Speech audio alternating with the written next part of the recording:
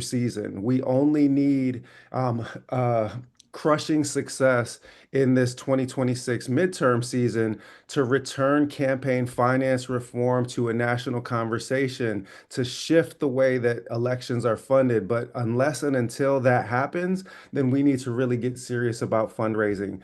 Somebody put my merchandise link in the chat. Don't go to that link. We're doing good on the merch. I'll make my pitch later, but we need the support for these candidates across the board because um, one of the criticisms that they made, and it's a disingenuous criticism when they say the Greens only show up every 4 years to run for president. They know better, and they know they're lying when they say it.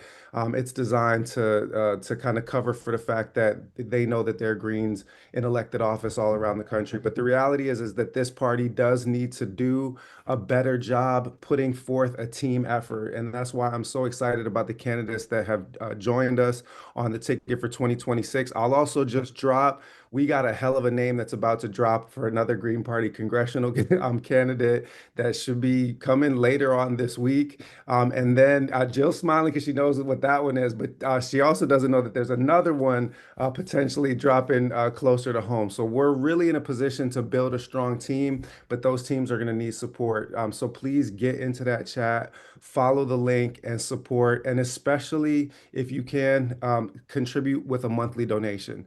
One-time donations are fantastic, but if you're able to contribute with a monthly donation, then that allows us to make plans and to try to build the organizational capacity that is needed in order to fight back. The last thing that I'm going to say before I pass the mic is that um, this country, and indeed this planet, is waiting for a true opposition party to emerge at the imperial core. This is the time that the Greens have been preparing for since the time of Ralph Nader. We are the party that is best positioned to do that.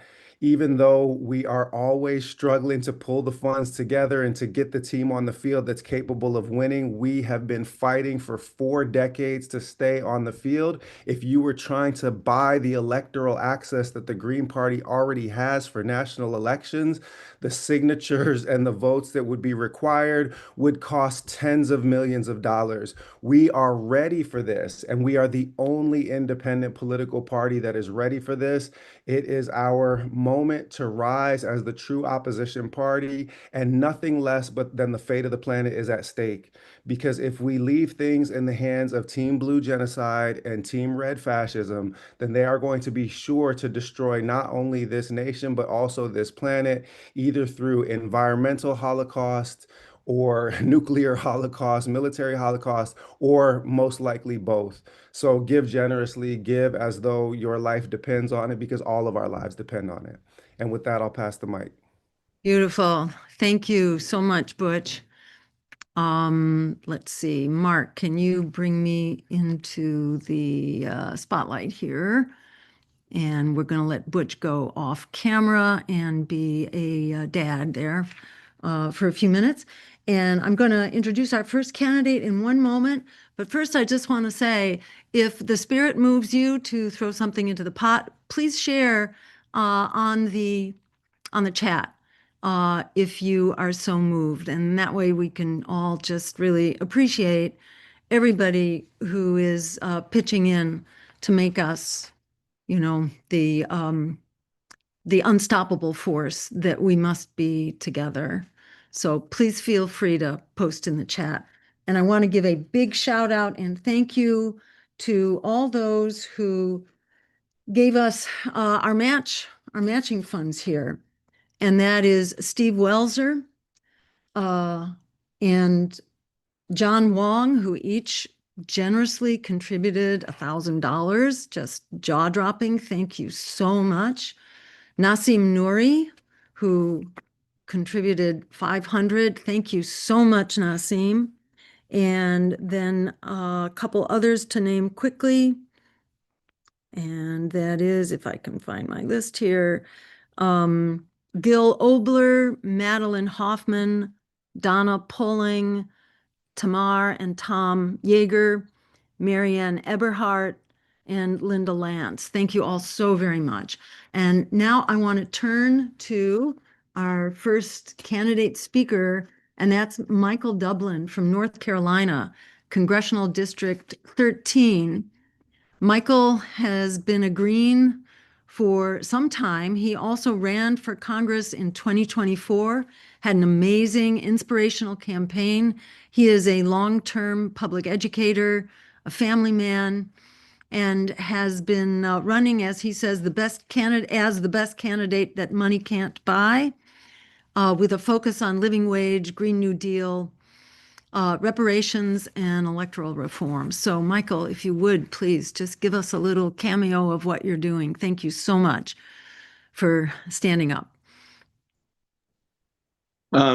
First of all, thank you, Dr. Jill, and it's an honor for me to be here. And I want to thank everybody who came tonight and who is donating for what I call our righteous cause, because I do believe in the work that we're doing. I have an image behind me of my grandmother, and she was someone who was not a rich woman, but an inspiration to me. And she made sure that we were involved in politics and in actions, and not just to sit around and complain, but to take action. Um, I grew up as in a Democrat. My grandmother was very involved with the Democratic Party back in the 70s and 80s, as most Southern African American people were. Um, Over the years, um, I became disillusioned with the Democrats, taken for granted. And some of the things that were happening with the Democratic Party were very discouraging. And I definitely 100% disagreed. And the reason I'm mentioning that is because the numbers show that more people in North Carolina in Congressional District 13 are like me. They left those corporate parties. They felt like they were just forgotten, and they want to find a home in a party that believes in saving the planet, that believes in treating workers with respect, and making sure they have a livable wage and they're not exploited, and believes in saving our planet, the one planet we have, because um, it is taking care of us. And guys, believe it or not, the planet will survive. I mean, if we destroy it, and we'll destroy ourselves, but the planet will survive.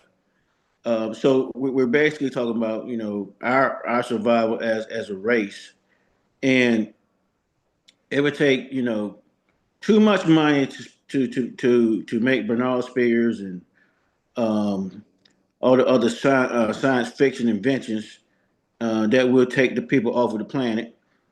And the irony is, if we did that and went to another planet, we would have to live in such a way that's sustainable for that planet. So how about just doing that for the planet that we already have? And so this is why I am, honored to be a member of the Green Party that is working towards that goal, that's working for social justice. That is something that growing up I was very involved in, working for equal rights. Um, and so after my time of, I would say, in the desert, after I left the Democratic Party and was wandering, um, it just became apparent to me that I needed to do something. I needed to re-engage because I had become so disillusioned that I just wanted to go be a troglodyte and live in a cave and let the world burn. But that is not what I was taught, and it's not what I really believe. And so, to actually join a party that cares about people over profits, that cares about the planet, I'm certainly honored to be a member. And from the time that I was a youth and found out that there's a lot of people in this country that don't have health care. I was actually shocked. I couldn't fathom it. And at that time, I was so young. I didn't understand why. I didn't understand greed. I didn't understand, corporate greed, and that the people that should be taking care of people were more concerned about profit. I didn't have that concept in my mind, and I still now that I know what it is, I just can't fathom that there are people who think like that, where they would put profit over people. So this is why I am another reason that I am a member of the Green Party, and it's not that after I left my time in the desert politically, it's not that I had to change my way of thinking to join the Green Party. It's just that I had to find out, who I actually fit with, and I did search. I did look around at different parties, and the Green Party already aligned with what I believe. So I said, well, this is the home for me. Now, we had to work, as Butch said. We had to get signatures and get on the ballot. It's a fight because the Democratic Party, oftentimes, as you guys are well aware, fights against us to keep us off the ballot. Um, um, Basically, because Dr. Jill, and Butch were on 38 ballots. That gave us ballot access in 2026 and 2028. Now we had to fight for that, but we went to the board. We brought our case, and ironically, it was the two Republicans who voted for us to have ballot access in North Carolina, and the Democratic Party voted against us. Now, I am running for Congressional District 13, which is, I believe, on the Cook Index, R, a plus HR Republican. So the irony is they let us on the ballot, or not let us, but they rightfully allowed us to be on the ballot, gave us our ballot access, I should say. And the incumbent of Congressional District 13 is a Republican. So the irony is we're going to beat a Republican to go into Congress. And let's be clear, I'm going to Congress to represent the people of District 13. It's a gerrymandered district, and it's large. It covers all a part of 8 counties of North Carolina. Looks like a backwards C around Raleigh. So to cover that area, we definitely gonna need support.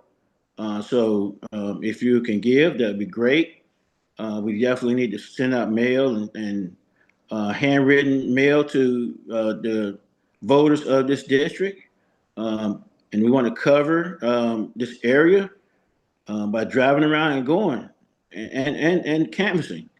And so that's going to take gas. This is my last election. I went through a couple of pair of shoes. I plan on going through 4 or 5 more shoes. But that's what it takes when you're not running this corporate campaign with millions of dollars to back you up. But we're not asking for that. I believe that we can win without the millions of dollars of blood money, like Brother Butch said. But money that comes from people who have a heart for other people. People are giving out of love, and people are giving out a care for other people, so that we can spread this green message across North Carolina and across the country. Again, I want to say I'm going to Congress, not to make friends. Now, if other Green members make it into Congress, that'd be great. But I am going to stand for the people. I'm not going to stand for special interests, but I'm going there to let people know that there is a party where they can have a home and feel welcome and know that they are cared for. Thank you. Thank you so much, Michael. Well said, and your spirit is just, and your message are so compelling and warm and inviting, and thank you for representing everything that we stand for as Greens, and your very brotherly, uh, accessible, friendly way of speaking is just such a gift to us all. And this is the kind of voice that we should have in Congress, not the lawyers and the Ivy League preps and the tycoons that are not there for us, representing their billionaire donors. So thank you. And I want to thank everybody who's throwing in, inspired by Michael. A lot of people have been donating and they are being thanked. Brian Glazer, N. Sparling, Cheryl Rose, Nadia Nouri, Rosemary Keene, Arzang Kalbali, Eli Beckerman, thank you all so much. And remember, every dollar that you put in now is being doubled. So please, everybody, keep up the good work. And we're really honored now to hear from Andy Ellis, who is our governor candidate in Maryland. And Andy has been a powerhouse within the Green Party and the Maryland Democratic Party, was huge during the presidential campaign, and was just a dynamo in collecting signatures and getting us on the ballot. And he's had one of the best planned, strategic, thoughtful campaigns that that I have ever seen. And so we're really honored to have Andy with us tonight, and I'm really looking forward to hearing what you have to share with us. Take it away, Andy. Thank you so much. Thank you so much, Jill, and thank you to you and to Butch and to everybody who put this on tonight. It's really great to get here and be with everybody, talk about what we're doing, and lay out the vision of how the Green Party can use our ballot lines in order to transform the outcomes of the people in our communities so that they are in line with our values and they are offered something better than the doom that the two parties offer them. So let me give a little bit of background on our race, and we'll get into more of the stuff later. In 2022, Nancy Wallace and Pat Elder were the Green Party candidates for the state of Maryland. They started in August, and they almost got to the 1% that we need for ballot access that year. I looked at that race, and I understood that if we want to get ballot access, 1% of the vote in the governor's race in Maryland, we were going to need to have more than 3 months to do it. But if we took a 4-year campaign and really did the work necessary, we could do well more than the 1% that would get us ballot access. So the day after Election Day in 2022, we started our campaign, almost in purpose to say, look, people will say Greens only show up when they're running for president. You're going to see us the whole next 4 years. So in that 4 years, we've traveled across the state. We've been from Appalachia to the Eastern Shore, from Southern Maryland to Baltimore to Bowie to Bethesda, all over the place. We have, in that time, helped the Green Party get ballot access. We helped Jill and Butch to be the third party in Maryland, well over 1%, which, is a thing that Jill has done twice, which we really appreciate. I also participated in an effort to defeat a ballot initiative in Baltimore City sponsored by David Smith of Sinclair Broadcasting, which would have cut our representation in half. We brought together people from third parties, from Black liberation groups, from labor movements, from faith movements, and we won the first ballot measure victory over a ballot petition in Baltimore City in 50 years. After that, we started on this campaign, and we officially declared at the beginning of this year. I added my running mate, Owen Silverman Andrews, in September of this year, and we are now moving forward toward the election. So here's a couple of things that I want you to know about Maryland. Maryland is a deep blue Democratic state that has had a veto-proof majority in the legislature for decades. Democrats have run the General Assembly in Maryland since they ended Reconstruction in 1864, and there's been about 6 years since then that they didn't run our state legislature. They control every constitutional office, 7 of the 8 congressional seats. the 8 largest counties, this is a place where Democrats are in charge. This is a state where redlining started. This is a state with the highest incarceration rates of young people in the country, with the highest eviction rates of renters in the country, and with rising energy prices that are going through the roof. Until November or until Trump was elected, we had believed that our economy could thrive simply by being close to DC and having all the federal jobs. Trump has shown what Marylanders knew for a long time. We couldn't continue to be reliant on the federal government. So now we're facing a $1.3 billion deficit in the next year, and the governor has already said he's not going to raise taxes or any more revenue. So that means we're looking at some serious austerity. Our opponent, Governor Wes Moore, is one of the people who a lot of Democrats have identified as a potential candidate for president in 2028. And he is an abundance billionaires Democrat.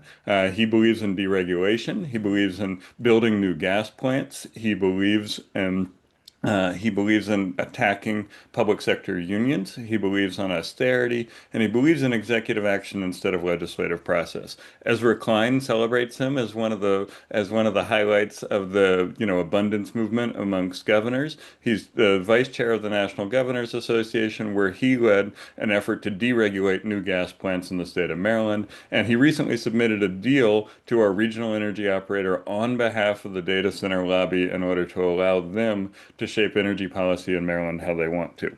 So we're running against that. We believe that we can give people who oppose Democrats in the state of Maryland the leverage that they need in order to get the outcomes that they need for their communities and their movements. Here's a couple of goals here's 4 goals that we've identified that we're going to be pursuing between now and the end of 2026. The first is Maryland has a green primary. We allow all of the 5,000 Greens in the state of Maryland to vote in a ranked choice vote, that we have to put on because the state doesn't fund our primary.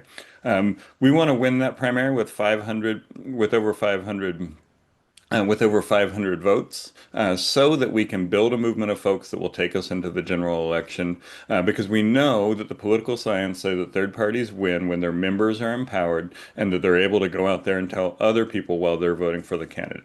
Then we want to qualify for Maryland's gubernatorial public financing program. We're the first third party and the first general election campaign to try to qualify for that. If we get 1,500 Maryland donors who contribute $120,000, $250 at a time, we qualify for 6 to 8 times matching funds from the state of Maryland. So we think that it's going to be all fun and games until the Democratic comptroller of the state of Maryland has to write our campaign an $800,000 check in August of this year. Now, we know from your campaign that even if we qualify from it, it is likely that they will fight us on it, but we're going to call that out ahead of time so that we can make sure we're ready. Third, we're trying to be the first campaign to qualify for the debates that Maryland Public Television puts on. And we have a piece of legislation that will be in the Maryland General Assembly that requires public television to allow all candidates on the general election ballot to be on the debate stage. That will be introduced January 14th by Democrats, but we were able to convince them to do that. And fourth, we want to have the best third-party performance in the state of Maryland since the Civil War. That means we want to get about 100,000 votes, and we think that's possible if we hit the other goals. I'll take a minute, pause, stop there. We can talk about the rest of it and the Q&A, but we're really excited to be running this race right now because we think there's a transformative opportunity to make politics that works for people and gives us the Maryland we deserve instead of the Maryland the billionaires want and the two-party system tells us is possible. So thank you all for the opportunity to be here tonight. Our website is gogreen2026.com. Go check it out, and we'd love to talk more here tonight, but throughout the campaign. Andy, thank you so much. Did I hear you correctly that you have access to the televised debate? No, we're trying to get it. We're trying to get it. Okay. So January 14th, the General Assembly session starts in Maryland, and we have gotten a Democratic legislator from Anne Arundel County, who's a member of the Black Caucus, to put in a bill that would require public television to give us access if we're on the general election ballot. Absolutely. Okay, terrific. Very exciting. Thank you so much, Andy. Very exciting race. And again, that's gogreen2026.com. And Michael Dublin's website again is dublinforcongress.com. So, we're urging you to support all of these candidates and also to support our cause tonight for the Green Party, because hiring social media director, fundraising, and political ballot access director is going to benefit all of our candidates. And you learn when you do this that you are only as strong as the party. So we need to make the party strong while we're making our campaign strong. Thank you so much, Andy. And then we're going to turn it over now to Justin Phillip, who's running in Oregon Congressional District 4, and he lives in Eugene with his daughter Sophie. He's running to represent the 4th Congressional District. He's been very involved in the Pacific Green Party since 2020. He serves as secretary and as a delegate to the Green Party National Committee. And he founded at the University of Oregon, along with faculty and staff, the University Campaign for Justice in Palestine to help support and protect student protesters, which is so very critical.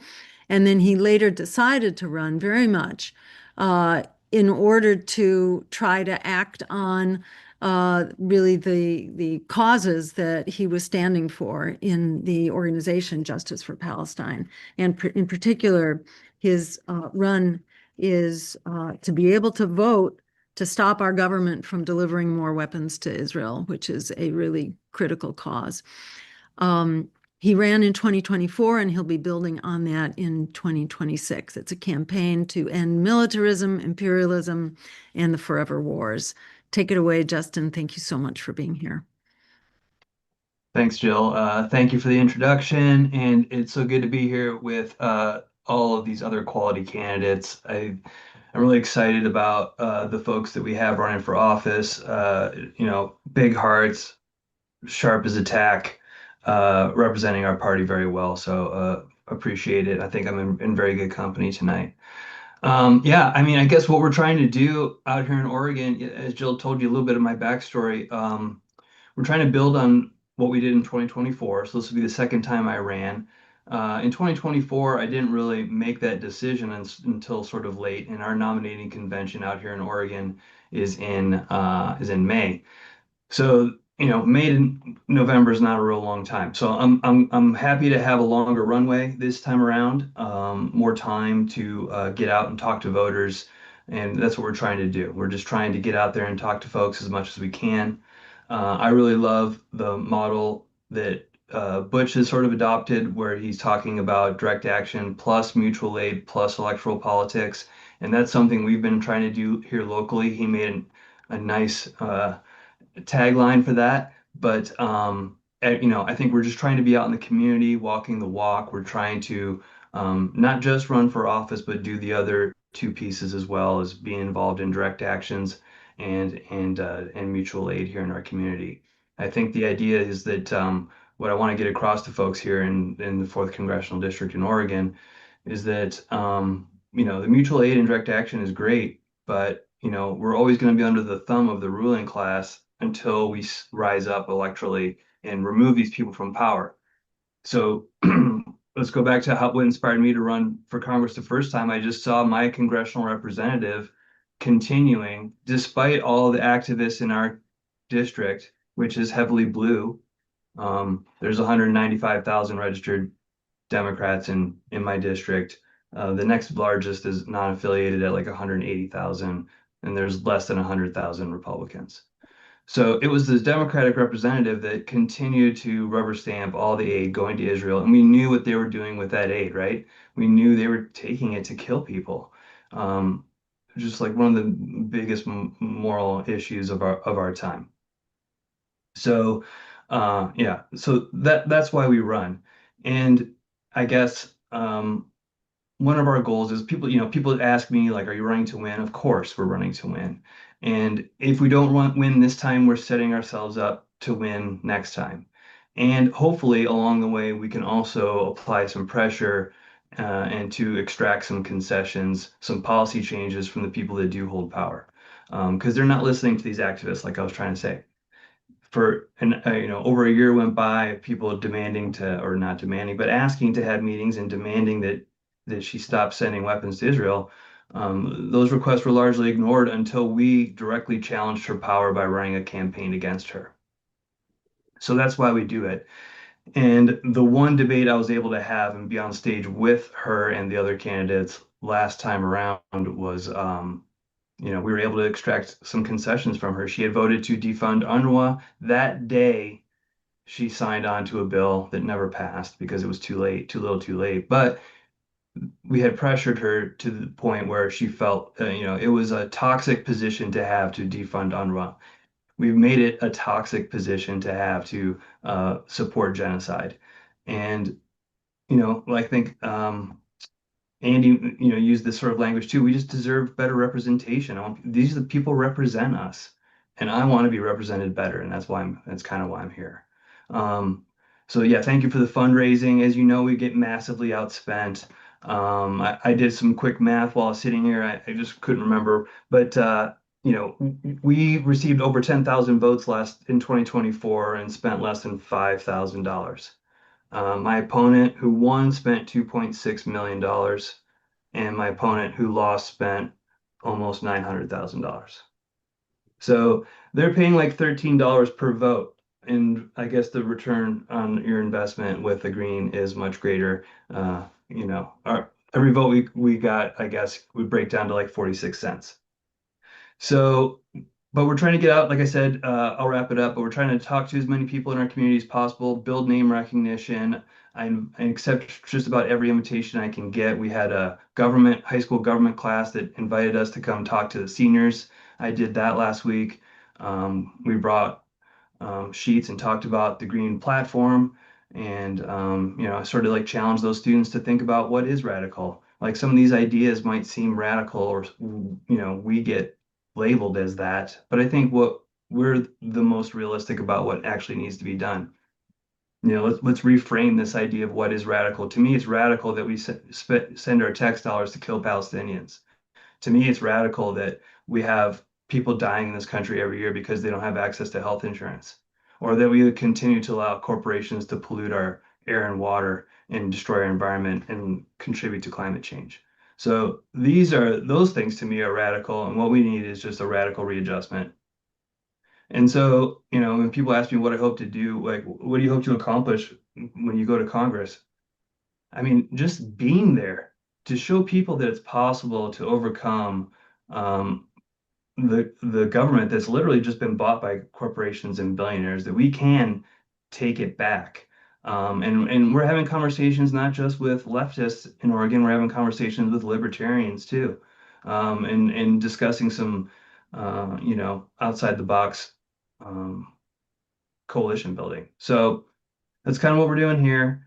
I appreciate you guys having us. I think what another thing, I'll leave you with these couple thoughts. What I want good people of conscience to vote their conscience. And I want people to understand that you own your vote. And a lot of times people vote based on how they think other people are going to vote. And when you do that, you've essentially signed away your agency. You've essentially said you're allowing other people to make your decision for you. And so what I really want people to do is to free themselves from this like mental trap that they only have two choices. You don't. You have the power, you have the agency, use it. And I think better things are possible if more people do that. I'll just end it there. Well, that was a perfect place to end it. Thank you so much. I'm sitting here listening and thinking how absolutely mind-boggling it would be if we heard Democratic candidates talking like this. It's just like it doesn't happen in this universe, and it won't happen, which is why there is so much power here in this message, in the integrity, in the political vision. Thank you so much, Justin, for bringing your experience and your moral authority to this race. And, and I say the same thing to Andy and to Michael.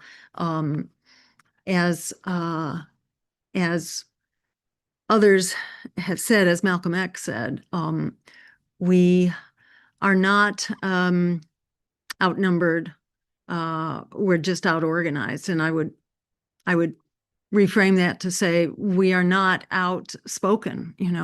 The message of the Democrats and the Republicans can't hold a candle to our message, which is why they work so hard to silence us. In the last election, they spent 10 times our entire budget they spent on just suppressing us, on their so-called war room, where they used basically tricks and lies and infiltrators and spies and their army of lawyers to try to shut us down. That is an absolute affirmation of the power of our message. So I just want everyone to feel this potential power that we have, and the potential power we have to really turn things around.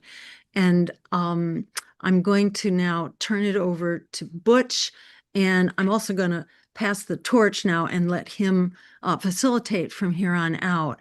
And Butch will be both describing his amazing campaign and then leading us into the Q&A. So please share comments, share questions in the Q&A. You can also put them in the chat. There's so much for us to feel good about. And by the way, thank you, Eileen, who just threw in $200. Thank you so much for that. Thank you to everyone for whatever you put in, whether it's $1 or $1,000. This makes such a huge difference. Margaret Coteen, Timothy Pappas, Kellia Fitzgerald, Kelly Coblemere. Every donation is helping dismantle the oligarchy and transition us from this age of empire to an age of liberation. And the world needs this. We've got the right stuff. So all we need is your support. You can go to these websites and volunteer for them. You can volunteer for the Green Party. And in fact, once Butch has given his little presentation, he'll also bring in Craig Cayetano, who is now with us from the steering committee, to give a perspective from the Green Party steering committee before we go into the Q&A. So with that, I'm going to pass the baton over to you, Butch, and thank you all so much. And together we're unstoppable. Thank you. Thanks for everything, Jill. Really appreciate you. So I'm going to be brief in just talking through our position here and giving a little bit of news about where we're positioned here in the California gubernatorial race. And then I'm going to turn things over to Craig, and then I'll come back to help facilitate the Q&A. So first, with my candidate hat on. It's hard to overstate how well positioned we are in the state of California right now.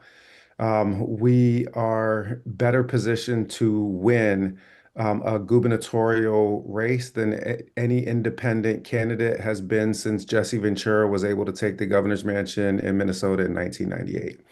A little bit of background and context. Eric Swalwell, when he entered the race not too long ago, did us a great solid because he spent a lot of money on a poll trying to determine whether he would enter the race. And the first four questions on Eric Swalwell's poll were about Butch Ware, because he knew where the threat was coming from since he had seen me dismantle Portlo Katie Porter and Javier Becerra and all of the rest of the corporate establishment Dems. And because of that, they paid for scientific polling that shows that we are now polling double or quadruple what Zoran was polling when in February, setting up his successful run for the mayoral election in New York City. And the good news is that we don't have to go from 1% to 50% the way that Zoran did. We've got to go from between 2 and 4% to about 20% in order to create a one-on-one showdown between me and whichever establishment Democrat candidate is left standing. We've got an unprecedented opportunity. And also in the debates over Prop 50, there was actually a vote no on Prop 50 PAC that spent a couple $2 million on YouTube ads that were nothing but me dismantling Democrat propaganda about Prop 50. So we have been granted a lot of free media time, a lot of free polling, and as Jill pointed out, we have already been invited to participate in the closing debate, which will be televised. We've been told to keep April 22nd and 29th clear. Those will be the two dates, and that will be right before the mail-in ballots go out. Um, those of you that have had the chance to watch any of these other Democrat candidates know that that's going to be the end of Democrat rule over the state of California is when there's a live stream debate with all of those candidates and I'm allowed to take part in it. So the ask that I come on for this evening is that if you are committed to this green wave taking the country in 2026, consider contributing, volunteering, donating, getting in whatever way you can in the state of California, because if we are able to successfully prosecute this election, then we are going to break the duopoly in the state of California, and there is going to be a green wave that sweeps over this entire country. Just for context, in 2022, the second place finisher in the jungle primary and only the top two candidates advanced. This is a way normally to have one blue versus one red, duopoly rubber stamped in perpetuity, except in the state of California, there are more registered independents than there are registered Republicans, which leaves the Democrats open to an attack from the left. In 2022, it was only 17.7% of the vote that was required to finish in second place, and that was out of 5.5 million votes cast. About 1.5 million votes in the state of California is going to get me to second place and create a one-on-one matchup between me and probably Eric Swalwell, wherein the Democrats will not be able to play the lesser of two evil cards. They will not be able to fearmonger people, convincing people that the state might turn red because Team Red will be out of the race at that point in time. If we are able to secure that second place position, we are strategically placed to actually win the election. And if we actually win the election, then we break the duopoly, and every single one of these green candidates that is running in a congressional race or in a gubernatorial race to come in November, they will have already won their election come June. So the date that I want everybody to mark on their calendar is 6/2/26, June 2nd, 2026. That is the date of the primary, but the mail-in ballots go out in May, and it is going to be an all hands on deck situation. Whatever you are able to contribute in terms of your time, talent, or treasure to this movement, we are going to need it because our overall green strategy is going to be more successful with a victory at the heart of Democrat power in the state of California. And for the strategic reasons that I outlined, they are extremely vulnerable, and they know that they are extremely vulnerable. So give of your time. And with that, I'm going to turn things over to Craig to call Craig up onto the stage. I'm going to take a back seat and then come back and facilitate the Q&A in just a moment. Oh, last thing I'll say.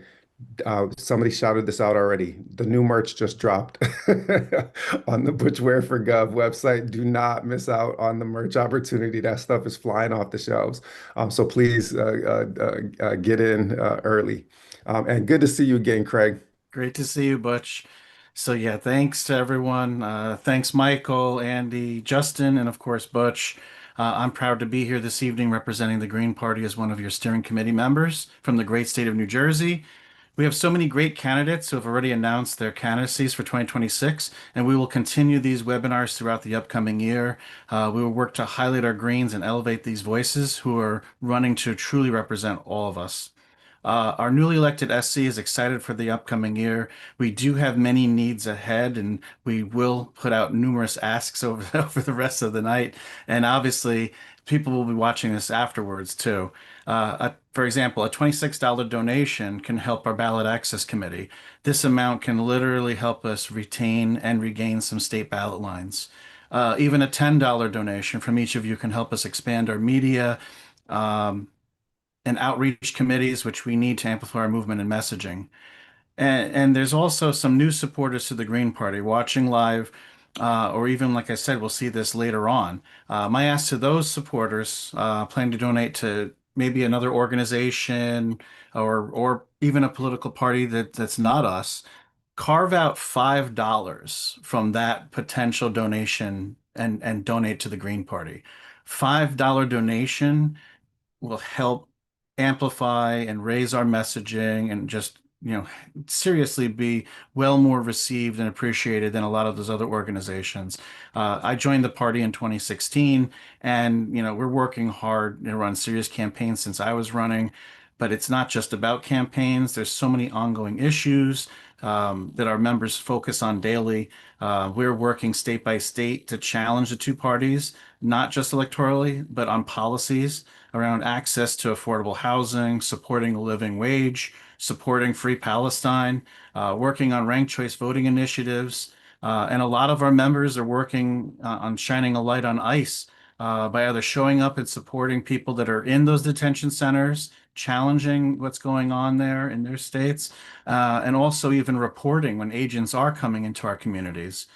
So I'm always in the corner. We're all stronger together. So I look forward to, serving again and in this role, in this capacity, being here and helping to help out any of our committees and our members and our states in any way possible. So thanks so much for everybody for attending and donating. And yes, even $5 can go a long way. Thank you.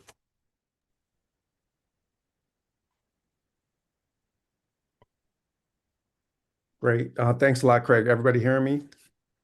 So can we get the candidates to come back up on screen, and we'll do this panel discussion style.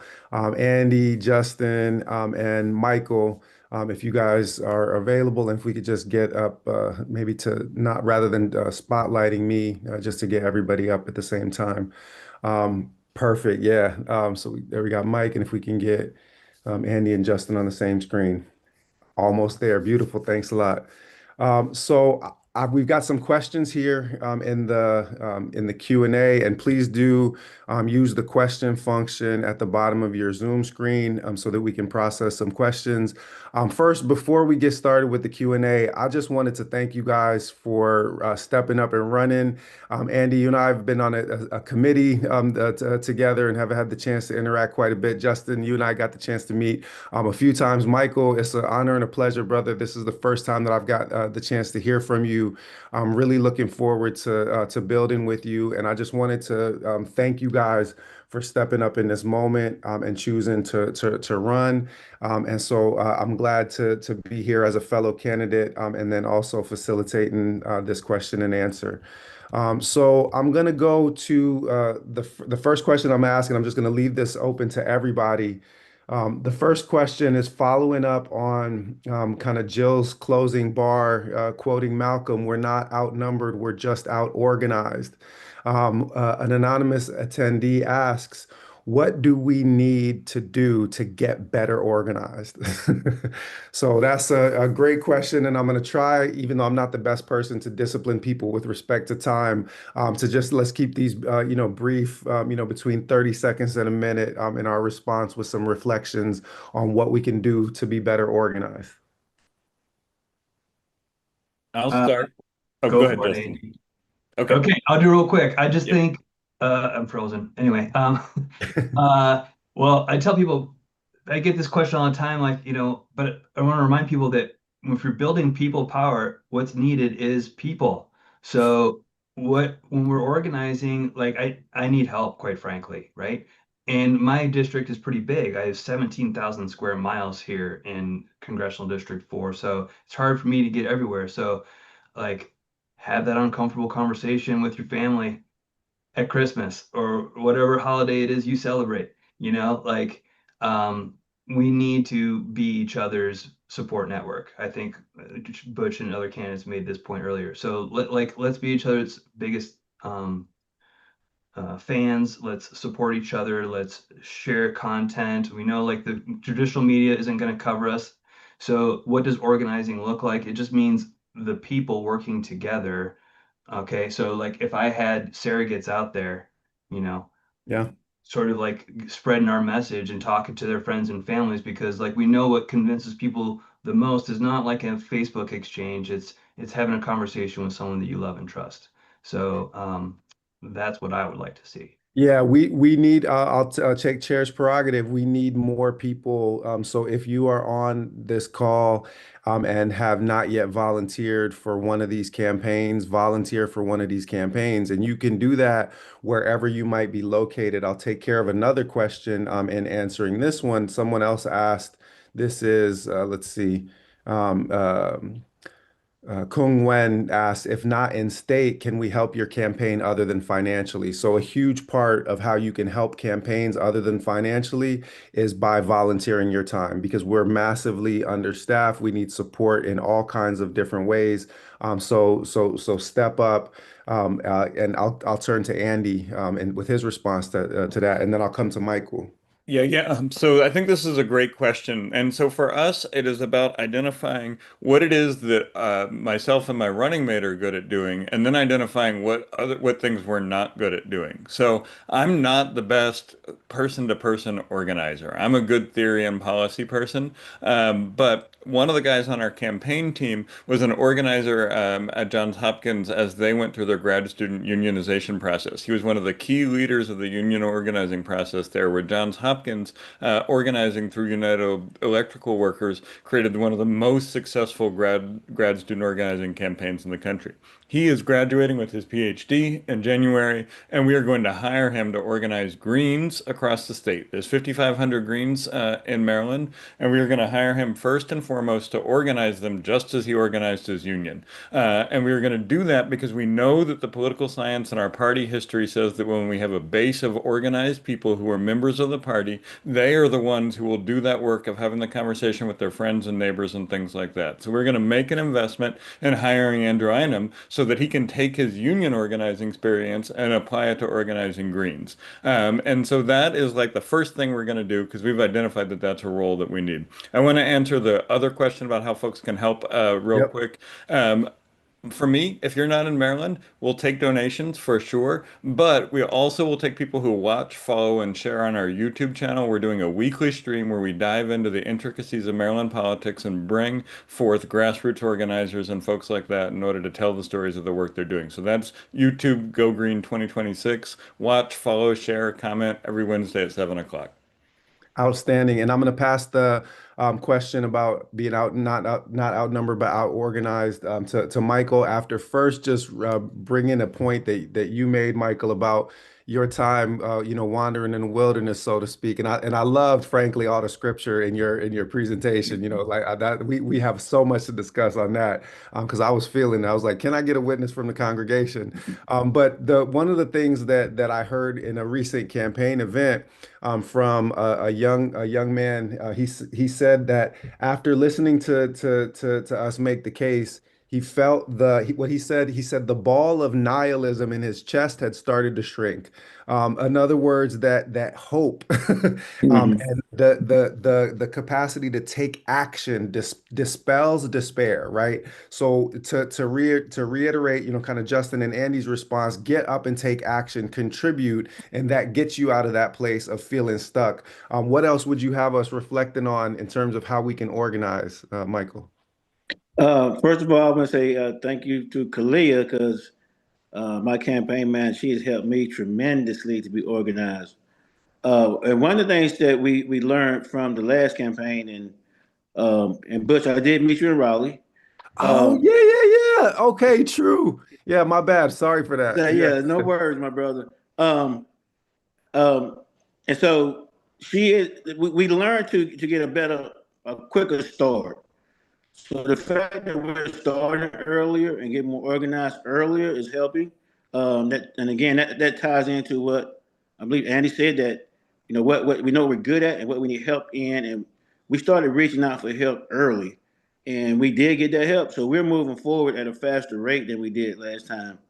Also, with the coalition building that we have been involved in around the Raleigh area, that brings in people who from other labor unions and using their expertise to come in and help us.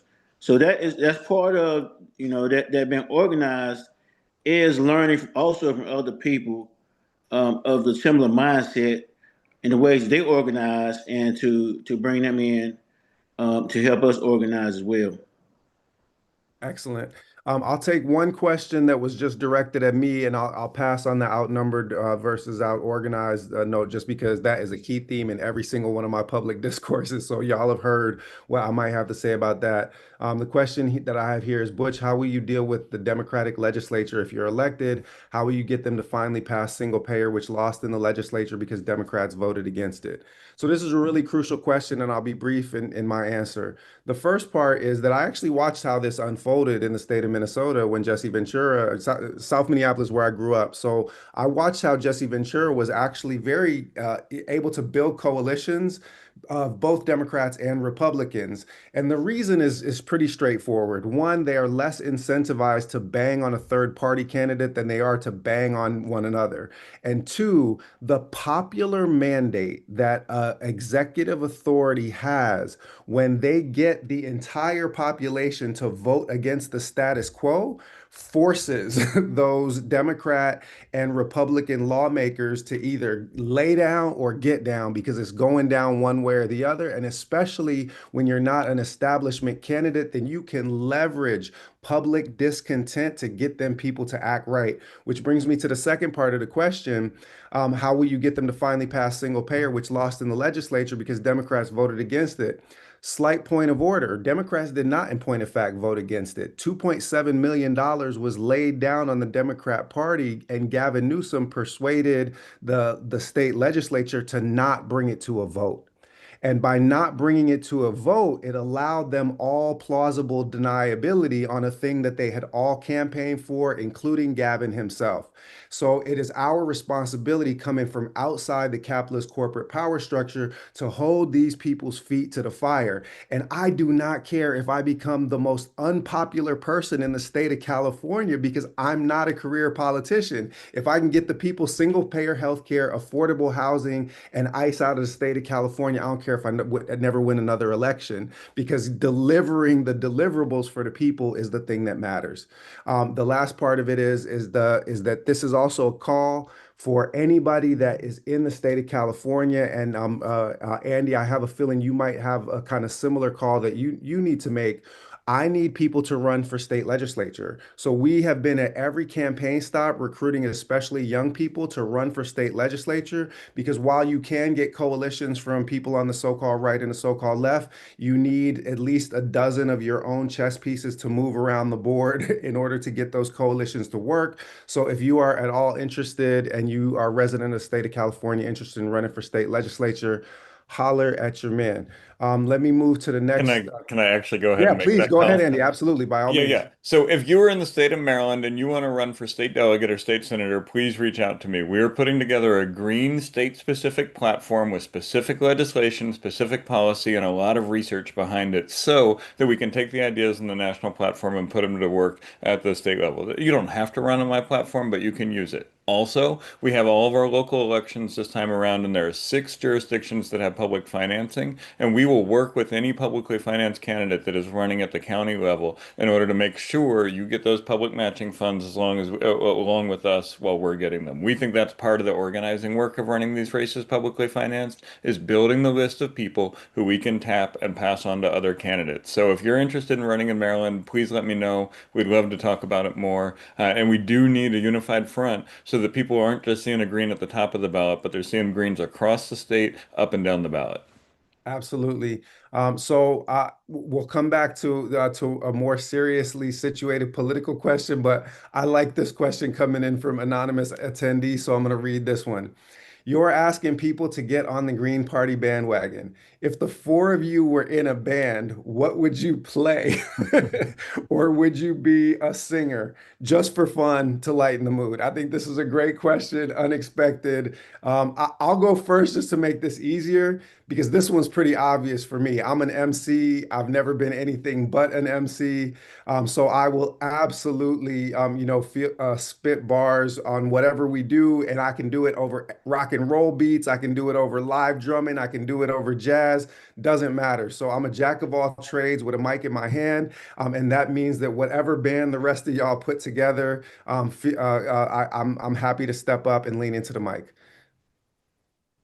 Hey, I'm Mr. Dub bringing one love from the capital city. Hey, look, I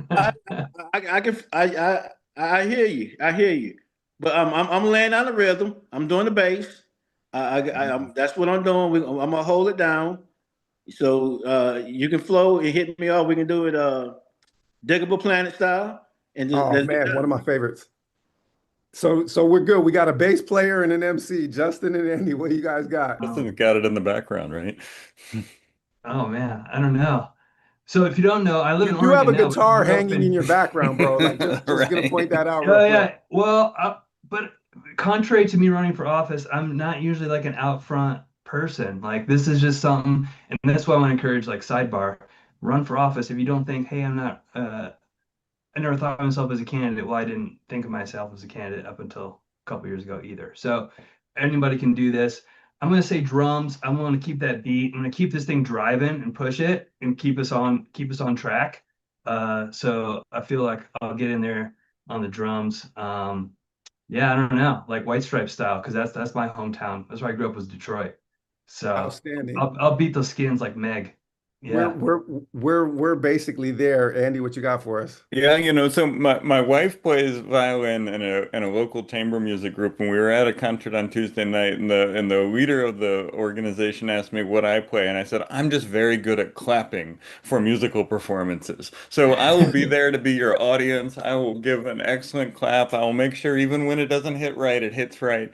And the other thing that I can offer, I was on Dr. Jared Ball's show this week, and we were talking about we were talking with Renee Johnson, and we were talking about some old hip hop. The other thing I can tell you is like every mainstream artist who has ever criticized the United States, who has ever talked about genocide, who's ever talked about capitalism. So we might be talking about Trick Daddy's America a little bit in there, and some of these other songs that are on like deep cuts where commercial artists are talking about stuff that you wouldn't hear, and even deeper cuts where professors like Dr. Ware are laying down academic stuff over beats. So, I'm your clapper and your sample digger. So we got Andy digging in the crates, and I'm just gonna tell you. So if you can clap, we can also like put a tambourine in your hand or a Percussion. triangle, something. We can get you on the percussion section. I think that we've got everything that we need. I'm gonna come back to some of the deeper political questions and just noting that we're gonna try to close things out at the bottom of the hour. Um, so from Maureen Doyle, how do we ensure public housing that will meet our needs and stop the corrupt corporate takeover of real estate? And I'll leave this open to anybody in any order.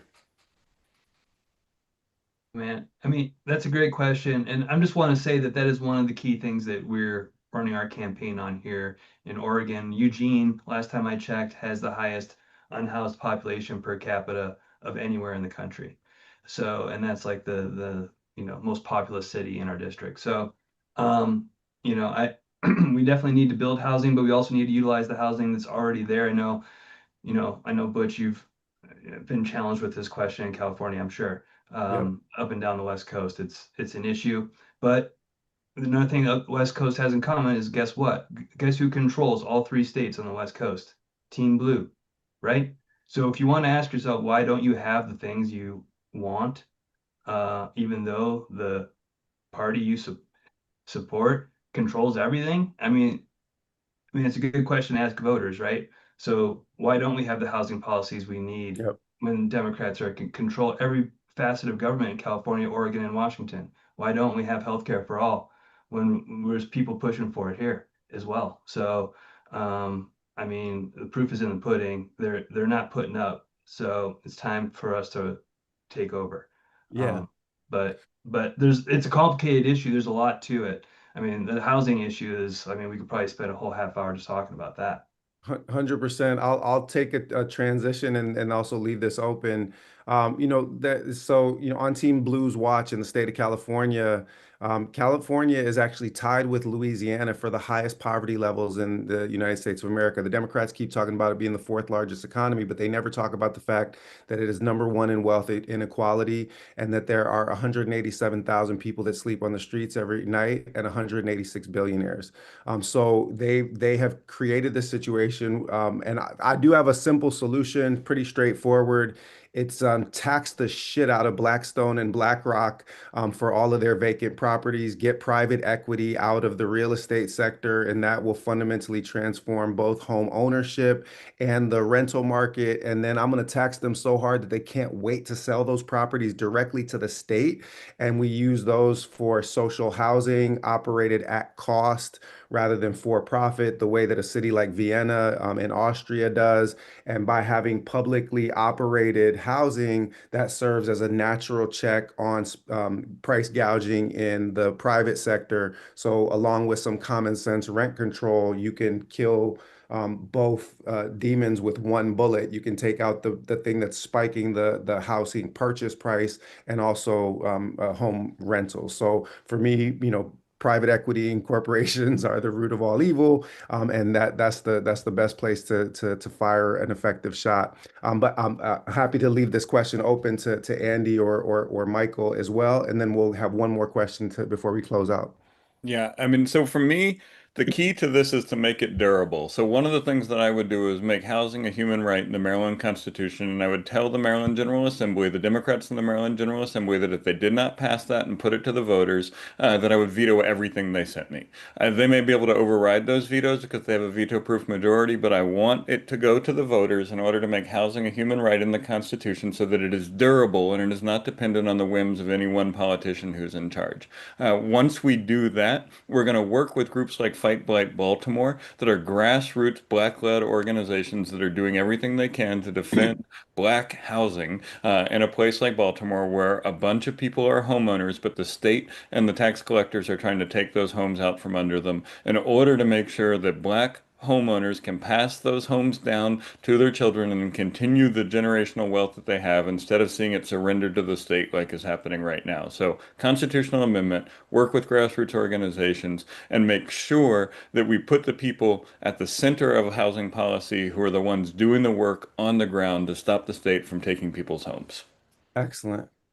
And I wanted to work with overturn the Fairclough Amendment and to I've actually talked to people who were in office in the city of Raleigh about this, and the developers will come in and they'll make a bid and they'll say they're going to build a whatever building or whatever, and they're going to have so much affordable housing, and then once they get close to completing it, they go back to the city and say, oh, we can't build those affordable houses now because it's not sustainable for us as far as the amount of money we need to make. And the city and the county, they can't do anything about that.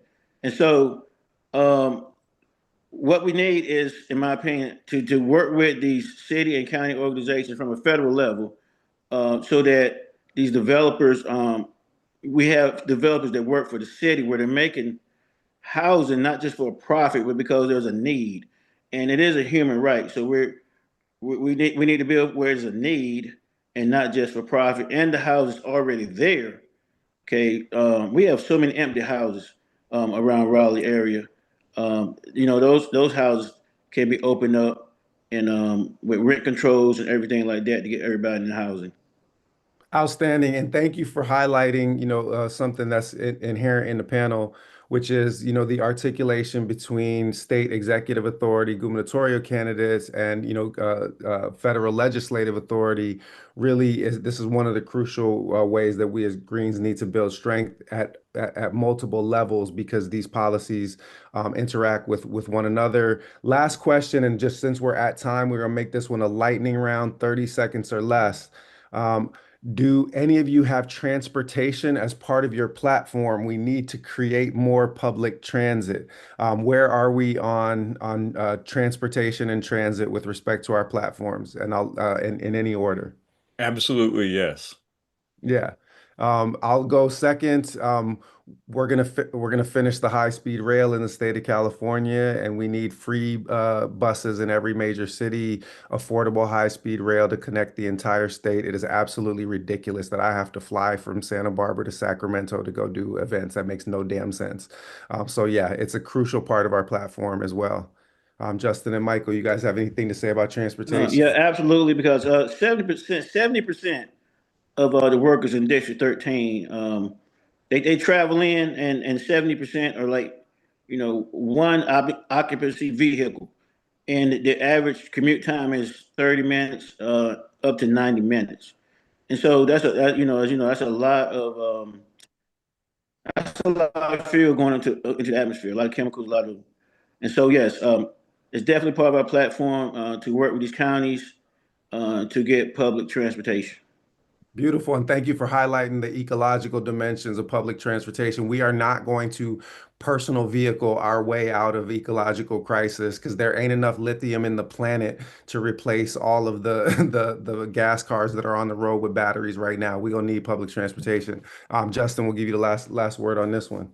Yeah, yeah, high-speed rail. I'm with you on that. I ran on that in 2024. We're still going to run on that because of, well, the economic impact and also like the climate impact, right? Like how much fossil fuels is burnt flying all everywhere. So let's reduce the amount of fossil fuels that we burn and make it more affordable for people to travel. And lastly, real quick, I also support like subsidizing public transit to make it easier for the working class to get to and from work, to pick up their kids. I don't think people understand, some people don't understand how much of a challenge that is for folks to navigate the public transit system. So if we can make it easier for folks, increase the frequency of public transit and make it more affordable, I think that'd help a lot of people.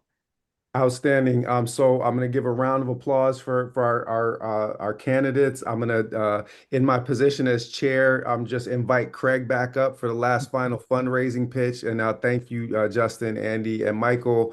And Craig, you and I are going to tag team this closing argument. You go ahead and give us the first salvo, and then I'll take it from there. I'm just going to say thanks to everyone. And I think seeing our candidates out here on this space is going to empower others to run. And you start wherever you feel comfortable. If you got issues in your town, start there. Focus on that. If you want to run for Congress, great. Get involved with your state party. There's a lot of time involved running. We know everybody's committed, so we need to make sure that everybody has the resources that they're going to need because it's going to be money, it's going to be donor, it's going to be volunteers, it's going to be media stuff.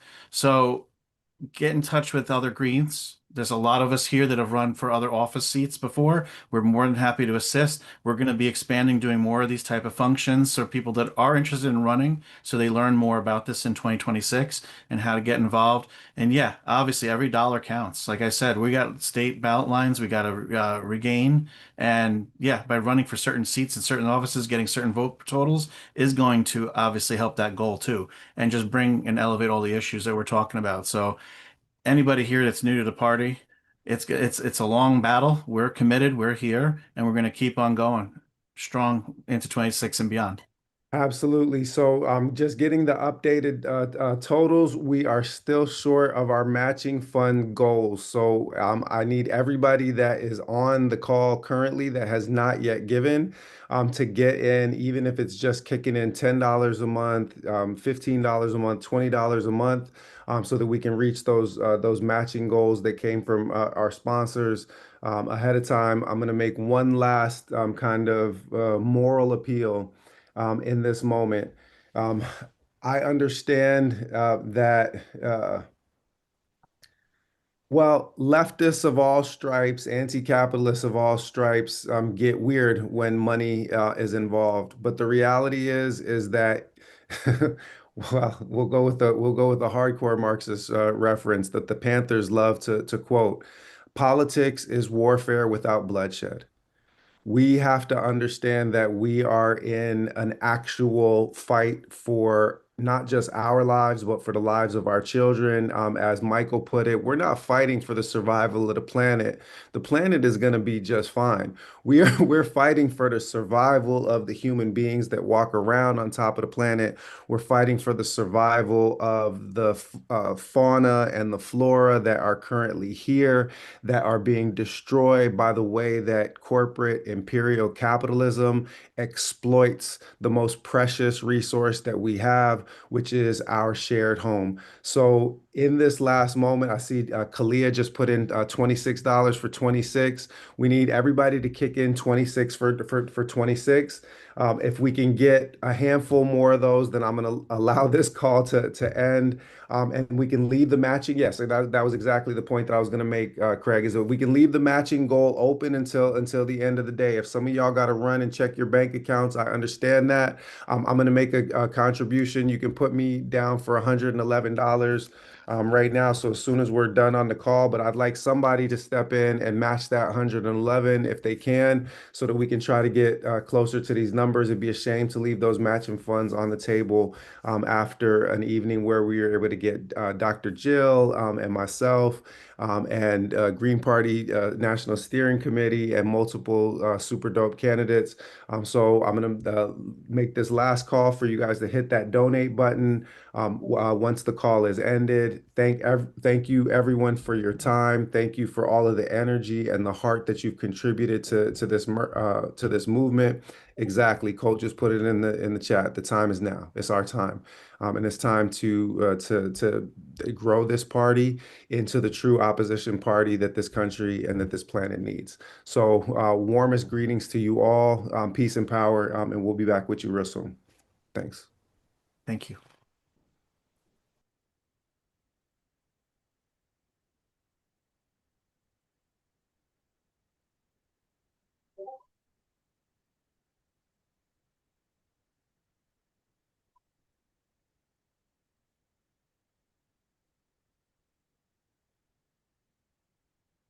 And I just want to quickly thank all our candidates. And I want to thank, as always, the amazing Dr. Jill Stein. I want to thank Butch for being here, Michael Dublin, and Justin Philippe, and of course, Andy Ellis. You are what makes this party everything it is and everything it can be.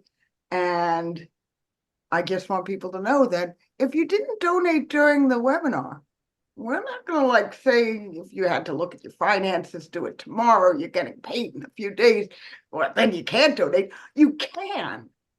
And we'd really be happy to take it because we need these donations to really be able to go up against the corrupt parties of war and Wall Street that have an endless well of billionaire money selling out our futures, our children's futures. So we need you.